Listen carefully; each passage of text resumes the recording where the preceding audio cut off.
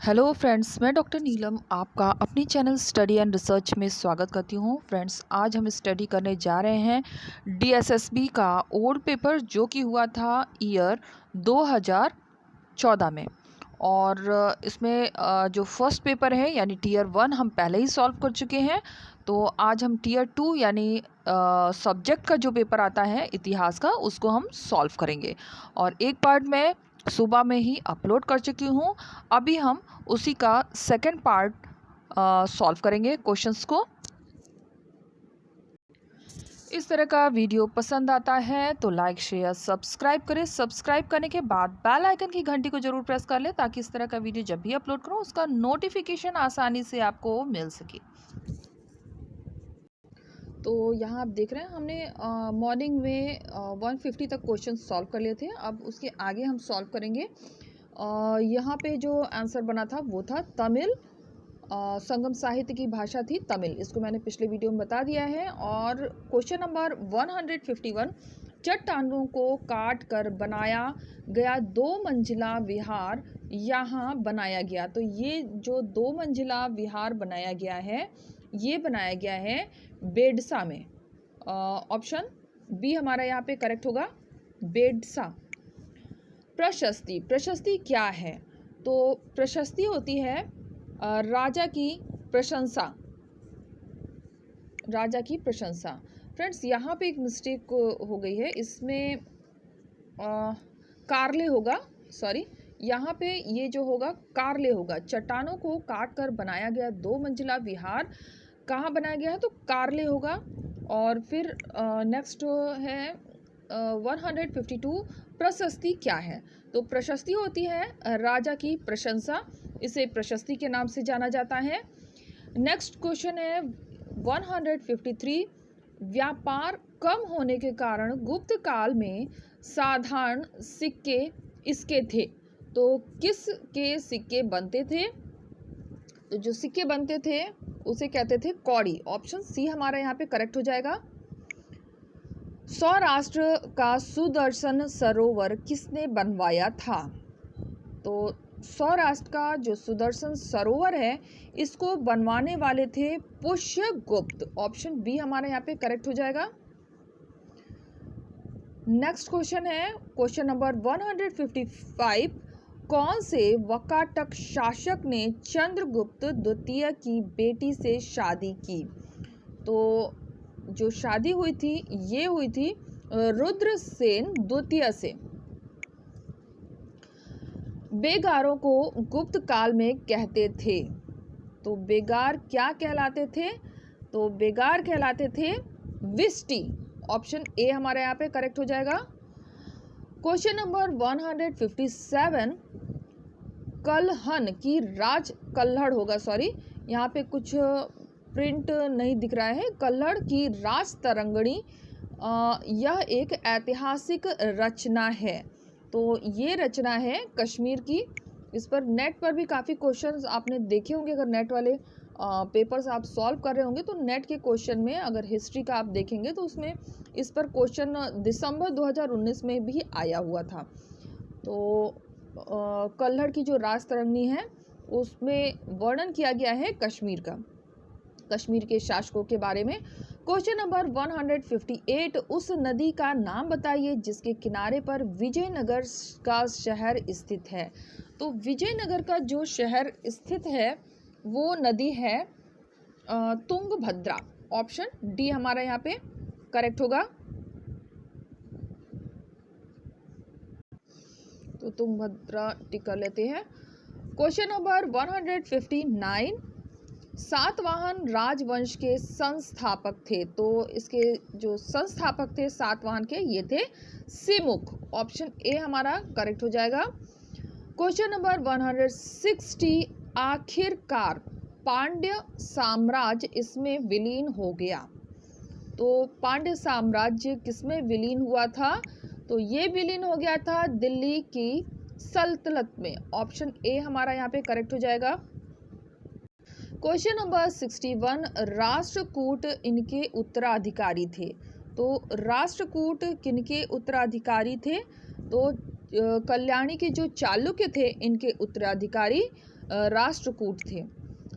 ऐहोल में मिले मंदिर हैं, तो ऐहोल में जो मंदिर मिले हैं वो हो जाएंगे लड़खान मंदिर, फिर जैन मंदिर और दुर्गा मंदिर।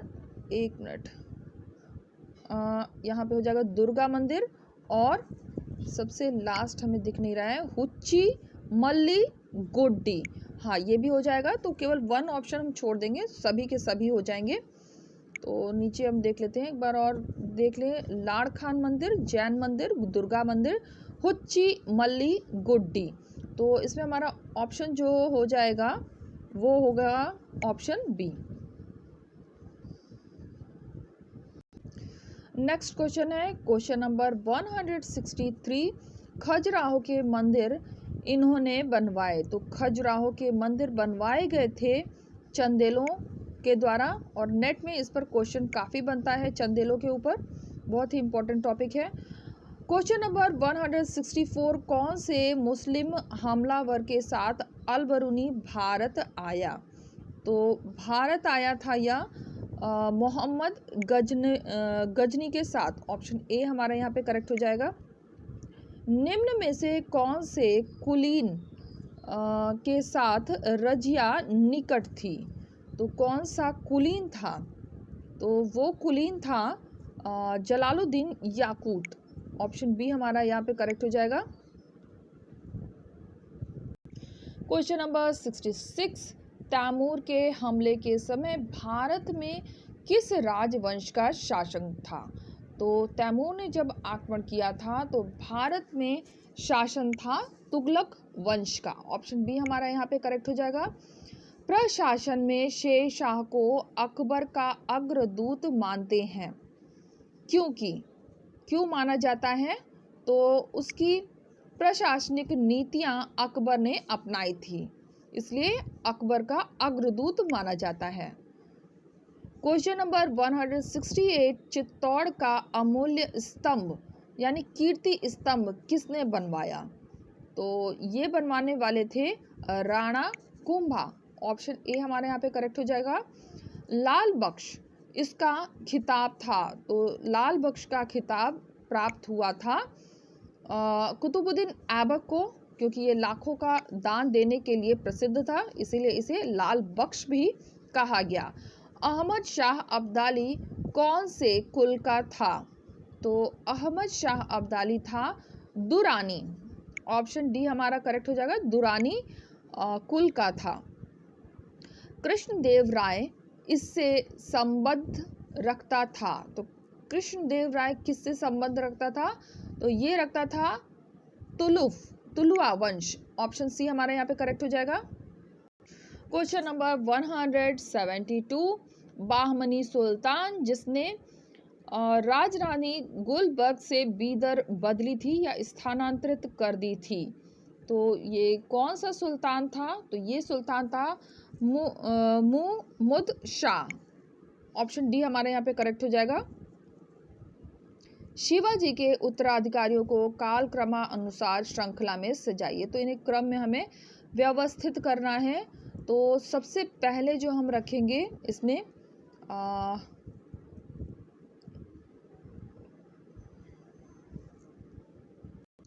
तो चलिए इसे क्रम में लगाते हैं। सबसे पहले आ जाएंगे संभाजी, ऑप्शन 1। इसके बाद हम रखेंगे राजा राम को नंबर 2 पे, फिर हम रखेंगे शिवाजी को नंबर 3 पे, और शिवाजी के बाद हम रखेंगे साहू जी को नंबर 4 पे, और राजा राम 5 नंबर पे। तो इसमें देख लीजिए, सबसे पहले संभाजी, फिर राजा राम, शिवाजी, साहू जी, फिर राम राजा। तो इसमें हमारा ऑप्शन देख लेते हैं। सबसे पहले हमने 4 नंबर रखा है, और यहाँ पर ऑप्शन ए हमारा करेक्ट हो जाएगा। नेक्स्ट क्वेश्चन है 174, निम्न में से कौन पेशवा घर का संस्थापक था? सॉरी, घर दिया है, ये दिख नहीं रहा है। घर का संस्थापक था। तो इसका संस्थापक जो था वो था बालाजी विश्वनाथ। ऑप्शन सी हमारा यहाँ पे करेक्ट हो जाएगा। क्वेश्चन नंबर 177 और यहाँ पर सूची दी गई है। सूची 1 को हमें सूची 2 से सुमेलित करना है। तो फ्रांसिस डी अल्मेडा ये हो जाएंगे ब्लू वाटर नीति या पॉलिसी कहिए, ब्लू वाटर नीति। फिर अल्फांसो डी अल्बुकर्क, तो इनको हम कर देंगे नंबर 1 से। अपने देशवासियों को भारतीय स्त्रियों से शादी करने को प्रोत्साहित किया, अल्बुकर्क ने। फिर नीनो द कुहा, तो ये हो जाएंगे नंबर 4 से हम करेंगे प्रसिद्ध जेई संत फ्रांसिस्को जेवियर इनके साथ भारत आया। फिर मार्टिन अल्फांसो डी सोजा, तो ये हो जाएगा यहाँ पर पुर्तगीज राजधानी कोचीन को गोवा स्थानांतरित की। फिर से एक बार देख लेते हैं। Francisco de Almeida blue water नीति। फिर अल्फांसो डी अल्बुकर्क हो जाएंगे अपने देशवासियों को भारतीय स्त्रियों से शादी करने को प्रोत्साहित किया। नीनो द कुहान प्रसिद्ध जेई संत फ्रांसिस्को जेवियर इसके साथ भारत आया। और मार्टिन अल्फांसो डी सोजा तो पुर्तगीज राजधानी कोचीन को गोवा स्थानांतरित किया। तो इसमें हम अपना ऑप्शन देख लेते हैं। हमने सबसे पहले ए का 2 लगाया है, तो एक ही जगह दिख रहा है, ऑप्शन ए हमारा यहाँ पे करेक्ट हो जाएगा। नेक्स्ट देखते हैं, गुरु नानक की धर्म संकल्पना थी, धर्म संकल्पना, तो ये हो जाएगा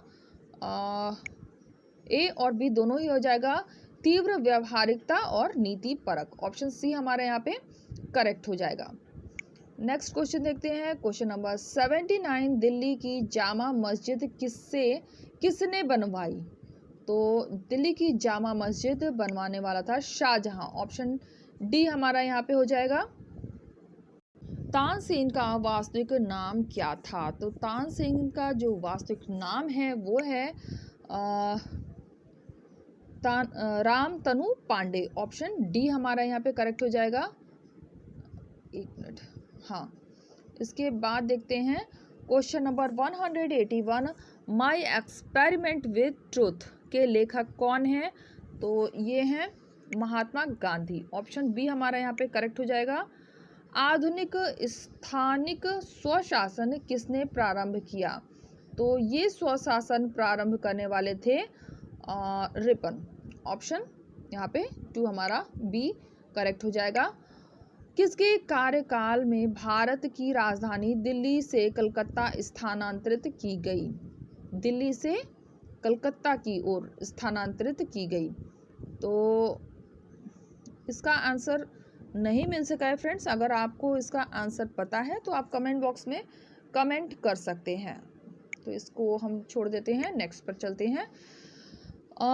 रॉयल इंडिया नेवी की स्थापना में हुई, तो इस नेवी की स्थापना हुई थी 1934 में, 1934 में हुई थी। ऑप्शन सी हमारा यहाँ पे करेक्ट हो जाएगा। नील दर्पण नाटक का रचयिता है, तो दीनबंधु। ऑप्शन बी हमारा यहाँ पे करेक्ट होगा। स्ट्रेची आयोग का संबंध इससे है, तो अकाल से है। स्ट्रेची आयोग जो संबंधित है वो है अकाल से। ऑप्शन बी हो जाएगा। वेदों के पीछे जाइए किसने कहा? तो ये थे कहने वाले Dayanand Saraswati. Option A correct हो जाएगा। वेदों के पीछे जाइए या वेदों की तरफ लौटो का नारा दिया था। क्वेश्चन नंबर 188, मजदूर संघ नियम इस साल पारित किया गया, तो इस साल पारित किया गया था 1926 में। ऑप्शन ए हमारा यहाँ पे करेक्ट हो जाएगा। रानी का घोषणा पत्र 1858 को कौन से महीने में पारित किया गया? तो इसका भी आंसर नहीं मिल सका है। आंसर मुझे याद नहीं आ रहा है, इसको मैंने करवाया भी था। चलिए किसी और वीडियो में मैं बता दूंगी, अभी तो मुझे नहीं याद आ रहा है। शायद इसमें सितंबर होगा। क्वेश्चन नंबर 190, भारत में 1916 में किसने होम रूल संघ बनाए गए थे? तो होम कितने बनाए गए थे?